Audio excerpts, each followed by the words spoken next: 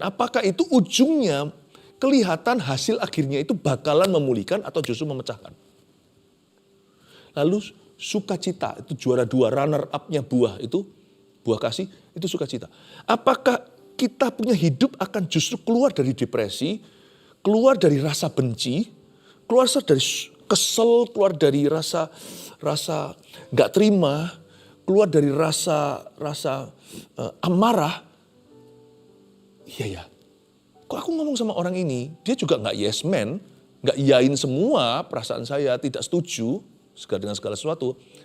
Tapi dia tuntun saya, sampai saya itu bisa bebas dari perasaan negatif ini.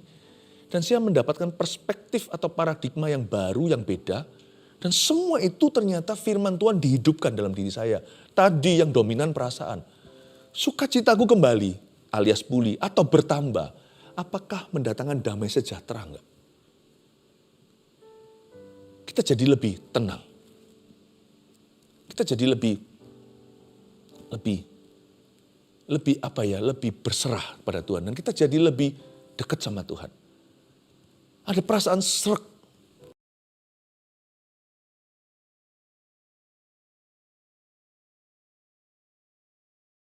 Firman-Mu yang memberi kami hikmat untuk tahu ketika Kau berbicara atau ketika Tuhan tidak berbicara kepada kami. Pelita bagi kaki, terang bagi jalan, jalan kami tidak remang-remang. Perjelas ya Tuhan di dalam akal budi kami dan di dalam hati. I silence the enemy. Aku bungkam setiap musuh yang membisikkan yang tidak-tidak ke telinga setiap orang. Terutama setiap anak-anak Tuhan yang belum dewasa iman, yang masih kanak-kanak rohani. Dan mereka yang belum peka untuk bisa membedakan suara Tuhan dan mana yang bukan. Kami berdoa minta ya Tuhan satu karunia, membeda-bedakan roh mulai berfungsi dan juga terimpartasi. Beri kepada hamba-Mu kemampuan untuk bisa membahas perkara-perkara bahkan sedalam yang ada di dalam alam rohani yang tidak kelihatan. Bantu hamba-Mu Tuhan, beri kejelasan, sembunyikan di balik salib-Mu selalu. Dalam nama Yesus, haleluya. Amin. Minggu yang lalu, saya sempat terjaga di pukul 3 pagi subuh, disuruh Roh Kudus untuk mendoakan jemaat GMS, dan tentunya juga keluarga saat teduh bersama. Lalu tiba-tiba muncul kata ini, diabolos. Itu adalah kata Yunani kuno yang ada dalam Alkitab yang artinya pendakwa atau pemfitnah umat Allah. Tentunya itu adalah setan. Kita nggak tahu yang dimaksudkan di sini itu adalah Lucifer sendiri atau salah satu daripada malaikat-malaikat jatuh atau segerombolan malaikat-malaikat jatuh itu. Kita nggak usah tahu. Yang penting kita harus mengerti operandi atau cara mereka beroperasi. Dan saya mulai mendoakan dan menjagai jemaat agar jemaat jangan jatuh di dalam jerat.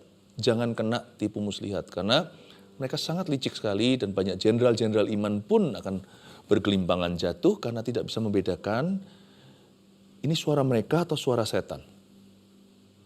Nah, nanti saya akan jelaskan. Dan diabolos ini atau sang pendakwa, sang pemfitnah pikiran itu suka menyemburkan roh kepahitan, roh kekecewaan, dan juga suka menghasut atau membisikkan suara putus asa. Bahkan sesuatu yang sifatnya kedengarannya baik ternyata nggak benar.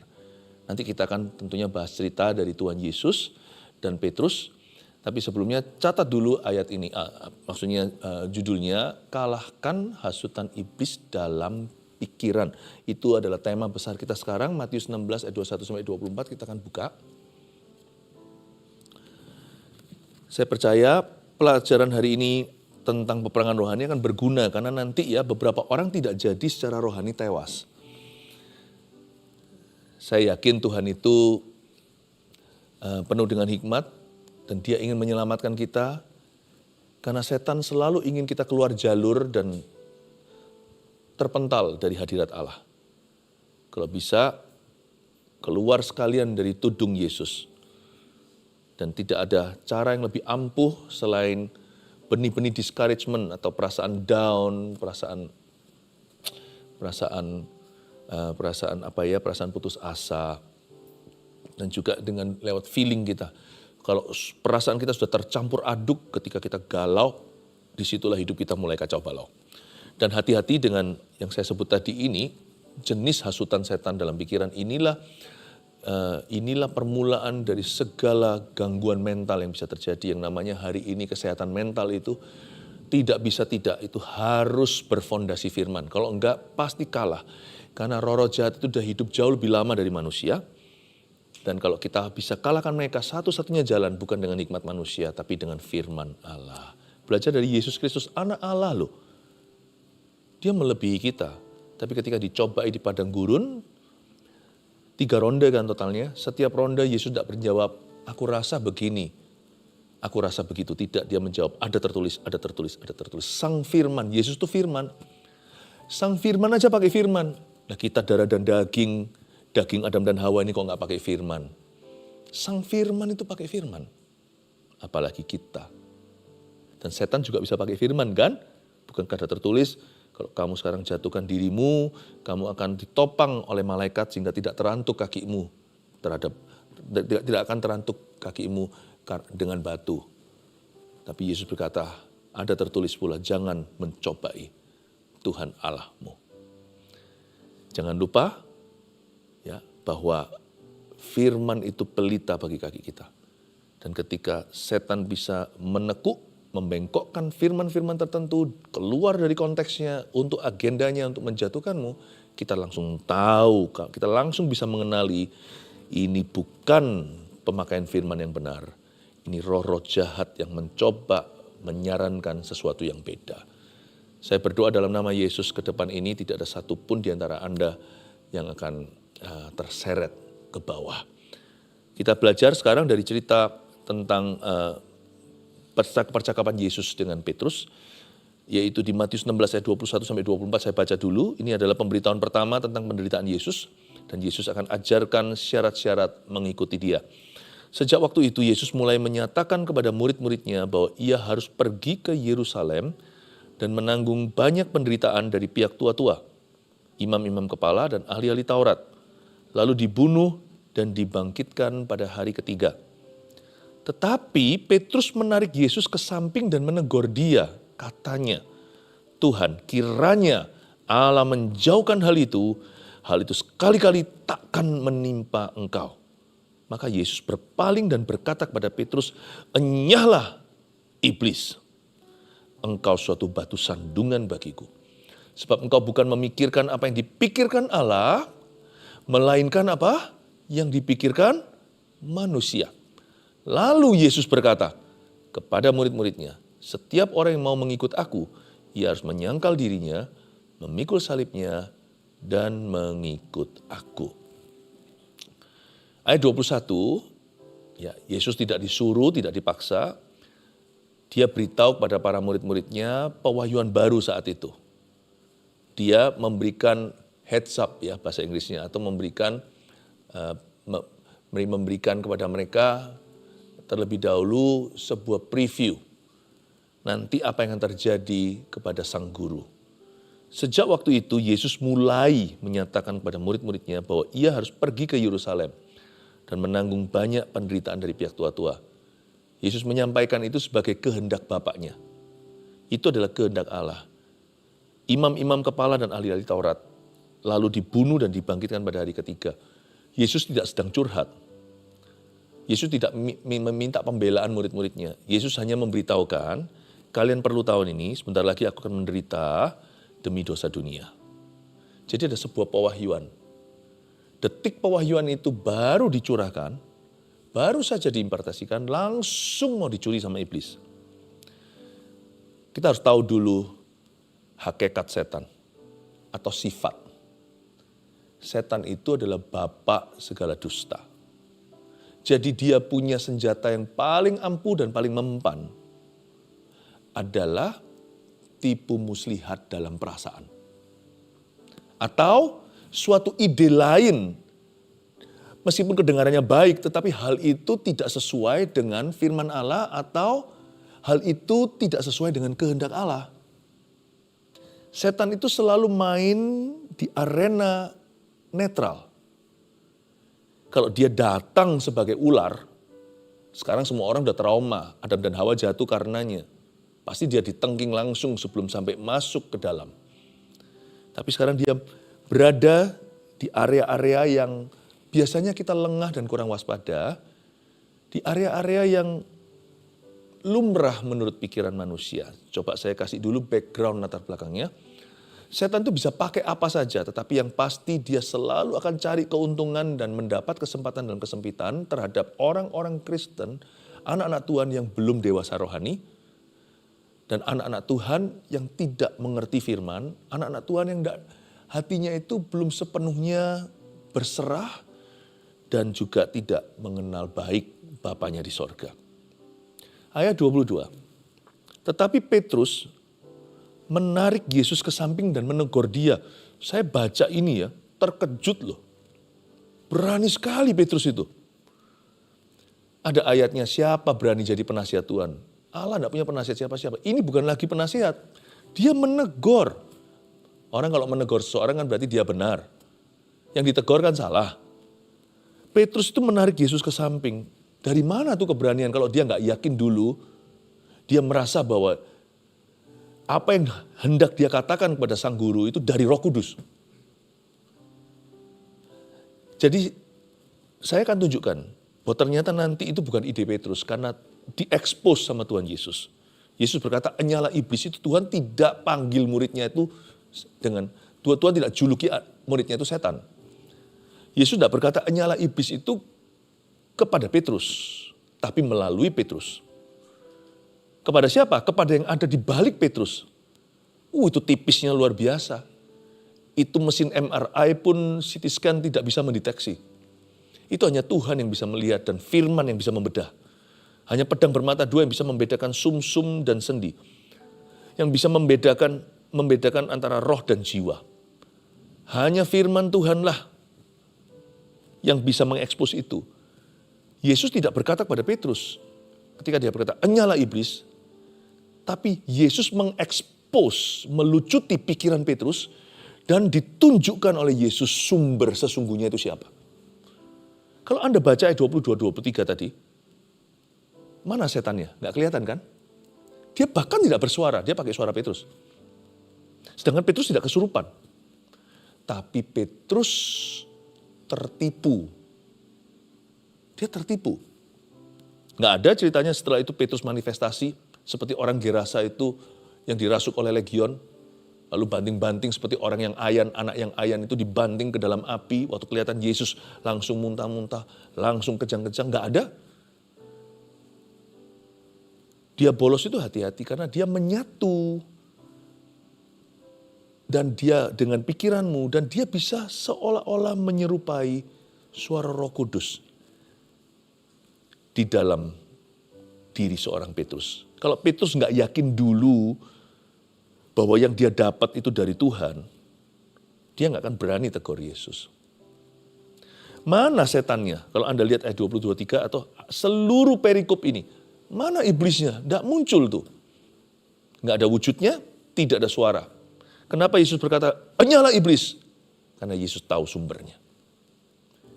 Sebenarnya tengkingan Yesus itu bukan hanya templakan untuk Petrus, tapi Yesus sedang menyelamatkan Petrus.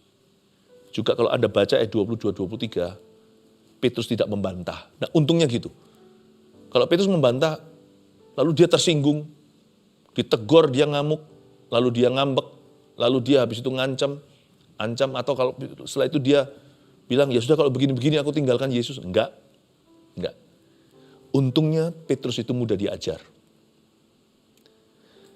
Karena kalau Petrus sampai membela diri yang dia nggak sadari, dia berarti jadi pengacaranya setan. Karena setan ini licik. Hasutan dalam pikiran itu begitu susah terdeteksi. Sampai-sampai Petrus sempat percaya bahwa dia benar. Dan dia berani tegur sang kebenaran, yaitu Yesus. Katanya, Tuhan kiranya Allah menjauhkan hal itu.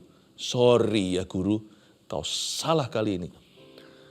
Kiranya Allah menjauhkan hal itu sekali-kali tak akan menimpa engkau. Kalau Anda baca ayat 22, kalau saya digitukan oleh murid saya akan happy loh. Berarti dia care banget sama saya. Petrus jatuh korban, Yesus nggak akan jatuh korban, dia anak Allah. sekalipun yang diucapkan oleh dia bolos itu adalah yang manis-manis. Manusia itu kan gitu, kalau dipuji nggak diuji. Kalau dia dapat pujian sudah pasti itu benar. Tapi kritikan selalu bela diri dulu, benar nggak benar ngomong nanti. Kalau dia cukup rendah hati, nanti 2 hari kemudian dia berkata, atau keesokan hari berkata, iya ya, aku harus minta maaf sama orang itu. Tapi kalau pujian, ditelan mentah-mentah. Harusnya kalau jadi Yesus, kita jadi Yesus, senanglah. No, guru, no. Guru tidak akan alami itu, kiranya Allah menjauhkan hal itu. Mana ada orang ingin dapat celaka, disalibkan itu suatu aniaya. Petrus berkata, enggak. Enggak akan ada musibah atas Anda. Hal ini sekali-kali enggak akan menimpamu. Tapi Yesus berpaling, tidak basa-basi. Dan berkata kepada Petrus, anyah iblis. Saya tunjukkan di sini ya, berarti salah satu, ini bukan poin nanti yang jadi rangkuman, tapi ini juga satu poin dalam pesan. Dia bolos ini, yang namanya pendakwa dan pemfitnah umat Tuhan, suaranya itu bisa menyerupai suara Roh Kudus. Tapi dari mana kita tahu kalau itu bukan suara Tuhan? Kita lihat ya, kita lihat kata-kata Yesus. Maka Yesus berpaling dan berkata kepada Petrus, enyahlah iblis, betul? Langsung ketara sumbernya, langsung ketahuan, ya, you're busted, ada ketahuan. Engkau, coba dengar ini, suatu batu sandungan. Apapun yang dari setan, pasti jadi batu sandungan untuk dirimu dan untuk orang lain. Ya, pasti. Misalnya, saya marah sama satu orang. Bukannya saya menanggulangi amarah itu dengan cara yang benar, bukannya saya salurkan amarah itu dengan cara yang berkenan pada Tuhan, salurkan ke tempat yang tepat maksudnya, bukan ke barisan sakit hati. Tapi kalau saya kepahitan, ya ini bahasa saya ya, carilah orang-orang yang punya spirit kemanisan. Tapi enggak biasanya. Kepahitan kita cari yang kepahitan. Lalu terjadi pembenaran kan, karena kita kumpul sama golongan kita. Lalu setelah kita bicara segalanya pakai nama Tuhan, bisa jadi loh ya, ini dalam konteks pelayanan, langsung seperti diteguhkan. Iya kan? Tapi kan itu semua tidak sesuai dengan buah roh. Kalau kita mau tahu itu Roh Kudus atau bukan, gampang. Dari 9 catatan buah roh di Galatia 5:22, nggak usah dibuka. Yang 6 terakhir itu bicara tentang perbuatan kan. Kebaikan, kemurahan, penguasaan diri dan sebagainya. 3 buah pertama itu adalah perasaan. Kalau Anda dan saya mau tahu perasaan itu dari Tuhan atau bukan, bahkan pikiran itu dari Tuhan atau bukan, gampang. Apakah itu terdapat di eja KASIH, kasih. Kasih Tuhan memulihkan. Apakah itu ujungnya kelihatan hasil akhirnya itu bakalan memulihkan atau justru memecahkan? Lalu sukacita, itu juara 2, runner up-nya buah itu, buah kasih, itu sukacita. Apakah kita punya hidup akan justru keluar dari depresi, keluar dari rasa benci, keluar dari kesel, keluar dari rasa nggak terima, keluar dari rasa amarah. Iya ya, kok aku ngomong sama orang ini, dia juga nggak yes man, nggak iyain semua perasaan saya, tidak setuju dengan segala sesuatu. Tapi dia tuntun saya, sampai saya itu bisa bebas dari perasaan negatif ini. Dan saya mendapatkan perspektif atau paradigma yang baru, yang beda. Dan semua itu ternyata firman Tuhan dihidupkan dalam diri saya. Tadi yang dominan perasaan. Sukacitaku kembali alias pulih atau bertambah. Apakah mendatangkan damai sejahtera enggak? Kita jadi lebih tenang. Kita jadi lebih berserah pada Tuhan. Dan kita jadi lebih dekat sama Tuhan. Ada perasaan srek. Sekali lagi ya, perasaan srek atau nggak srek itu pun bisa misleading loh ya, kalau tanpa firman. Karena manusia punya perasaan itu nggak sempurna, dan kadang-kadang bisa jadi menjerumuskan kita ke sesuatu yang nggak baik. Padahal kita kira jalan itu lurus, ternyata ujungnya maut. Tapi kalau kita gandeng firman itu pelita bagi kaki dan terang bagi jalan, nggak mungkin tersesat jalan hidup kita. Tapi kalau kita sudah libatkan firman, pasti ada perasaan srek di hati. Srek itu apa ya? Jaga-jaga, kalau di sini ada orang Malaysia yang juga yang menyaksikan dari Malaysia. Srek itu ada perasaan teguh di hati, ada perasaan seperti konfirmasi, ada perasaan konfirmasi di dalam hati.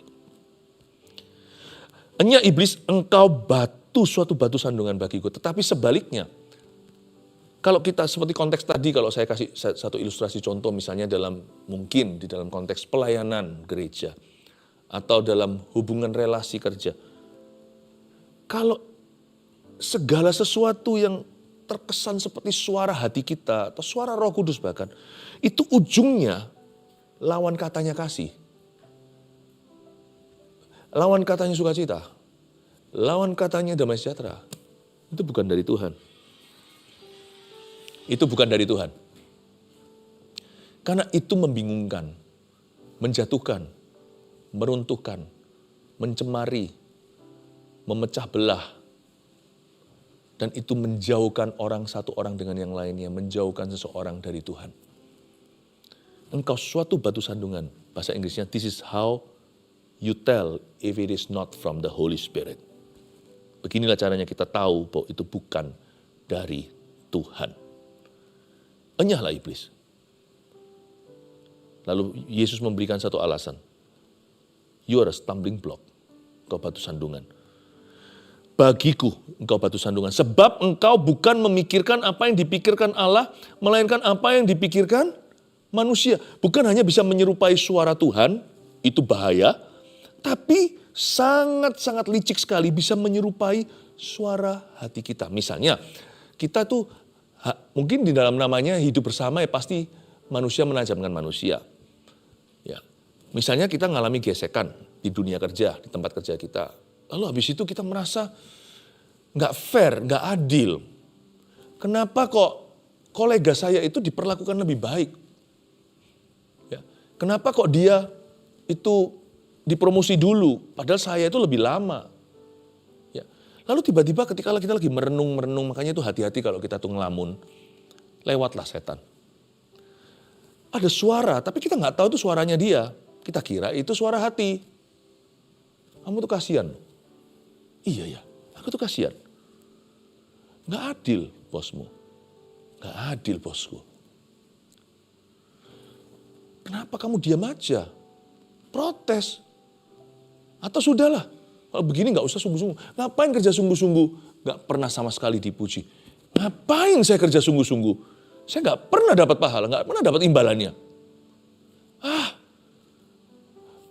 Bukannya Tuhan janji sama kamu untuk dipromosi.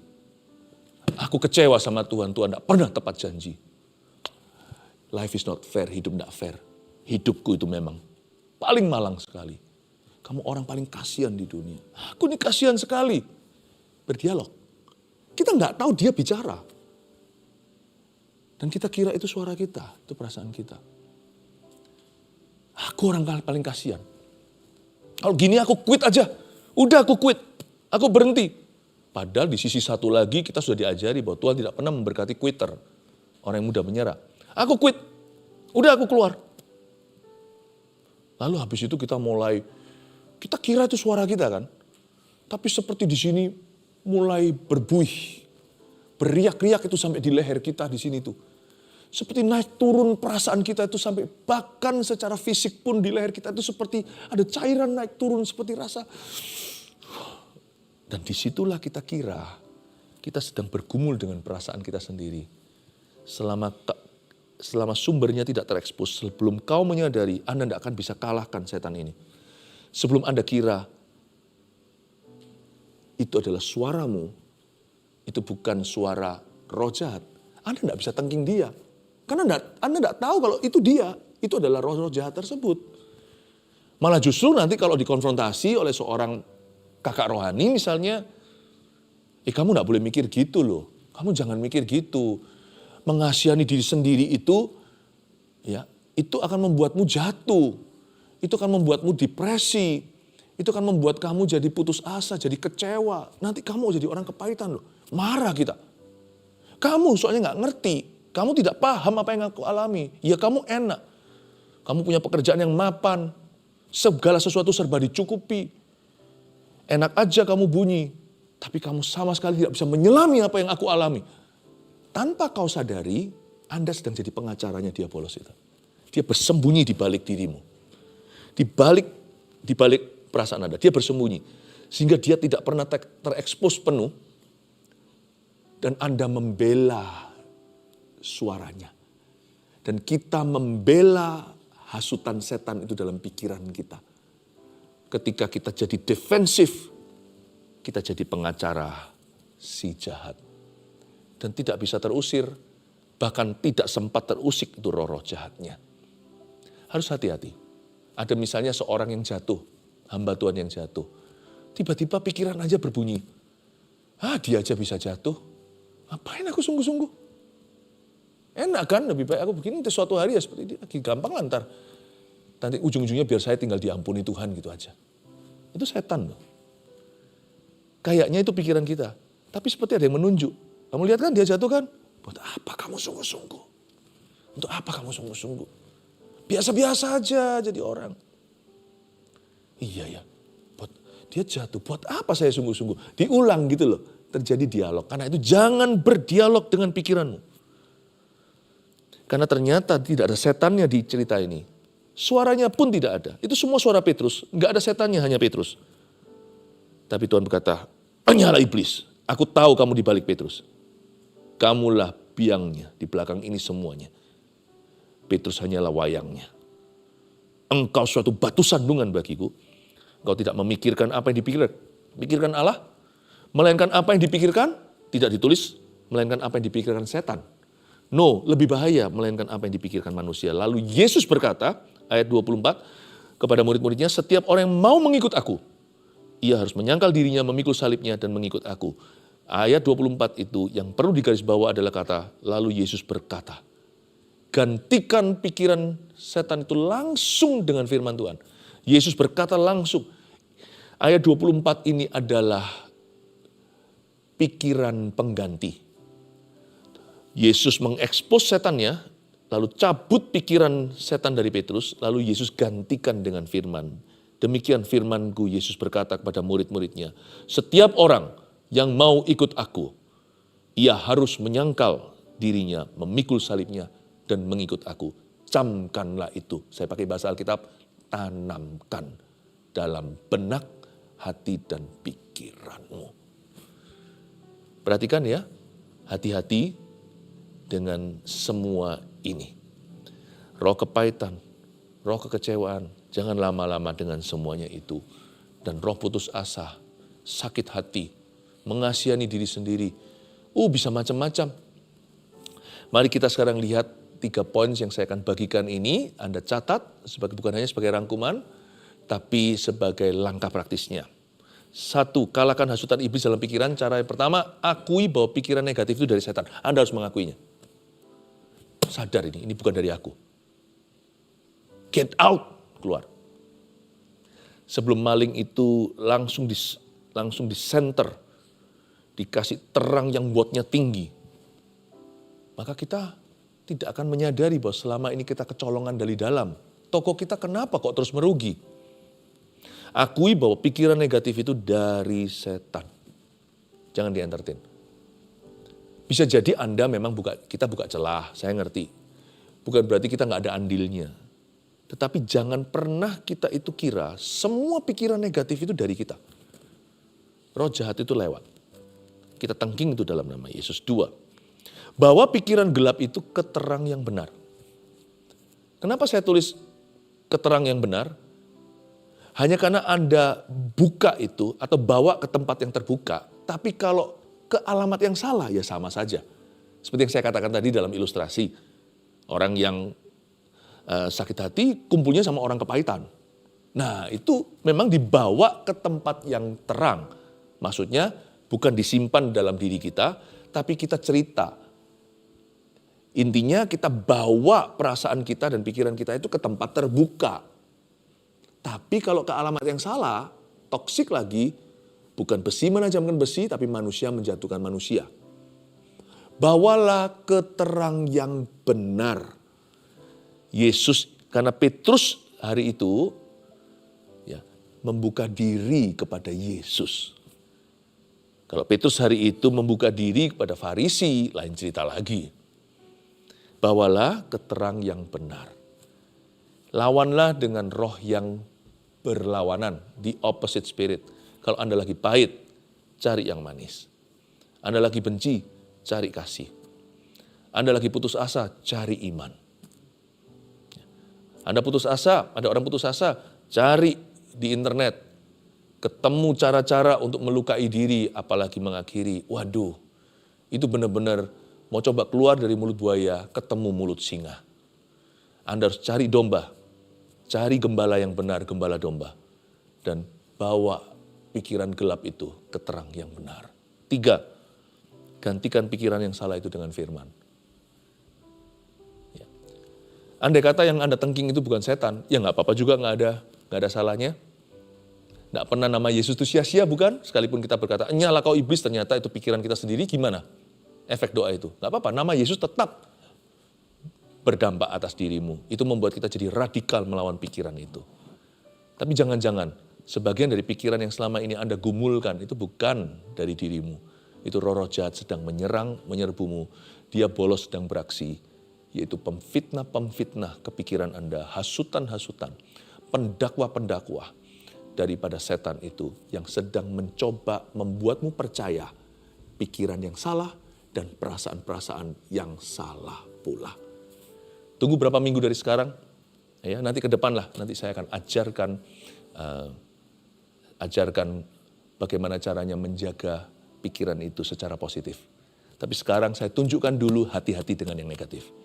Tuhan Yesus memberkatimu, semoga Anda tidak jatuh mangsa, karena setan selalu mencari yang lengah. Apa yang saya sampaikan ini, hanya Tuhan yang tahu bagaimana ini akan melindungimu dari keputusan yang salah. Dan keputusan bodoh dari semua tindakan-tindakan yang akan merugikan dirimu dan orang lain. Saya berdoa supaya Anda kuat, dan Anda bisa menang dalam peperangan rohani Anda, dan Anda bisa menolong orang lain yang lemah pula. Jadilah berkat, sebab hidupmu itu dipilih oleh Tuhan. Kalahkan hasutan iblis di dalam pikiran Anda. Dan isi pikiranmu dengan firman Tuhan mulai hari ini. Pembaharuan akal budi, baharui akal budimu dengan firman Tuhan. Sebab kalau akal budimu penuh dengan firman Tuhan, banyak berkat dan hikmat yang akan Tuhan nyatakan di dalam jalan hidupmu. God bless you, Jesus loves you. Itu kemenangan yang kau beri Tuhan, kami menerimanya dengan iman. Biar sekarang yang masih terus dilawat Tuhan, biarkan Roh Kudus teruskan. Jemaat yang terkasih, angkat kedua tanganmu, terimalah berkat dari Allah Bapa, Putra, Roh Kudus atas tubuh jiwa rohmu. Bebas, merdeka, penuh kemenangan dalam Tuhan. Dalam nama Yesus, haleluya, amin.